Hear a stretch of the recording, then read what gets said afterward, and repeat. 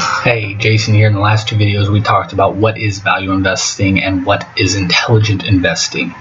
In this video I want to talk about what is growth investing and what are the differences between growth investing and value investing. Growth investing and value investing, as I mentioned in the last video, if you're doing them well, they're pretty much the same thing, but there is a slight difference. Value investors focus more on margin of safety, buying at when something is at selling at this price, when it's really worth at this price. Growth investing is, what I mentioned in the first video, is buying at a fair price and expecting that company to grow to this value over long term when you bought at this value.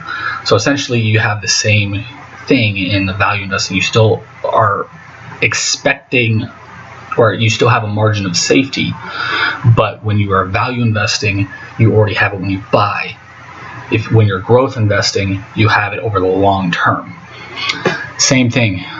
So they're pretty much the same thing, so there's just a slight difference. I focus a lot on companies that fit both of these models. I focus on companies that are undervalued when I buy, but also produce a ton of free cash flow, have operations that are doing well, have management that's doing well, so over time their value gets up to here.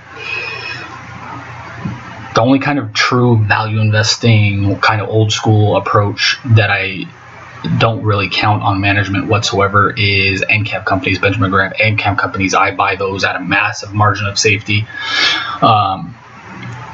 and don't expect anything from management, don't expect anything from the operations. I just expect this value to close over some time and this price to come up here at some point, because there's a massive undervaluation for whatever reason it might be, which we'll likely talk about in another video, but NCAP companies and balance sheet strength, stuff like that.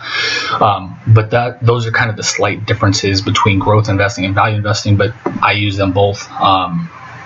Any good value investor or any good growth investor uses both things at the same time.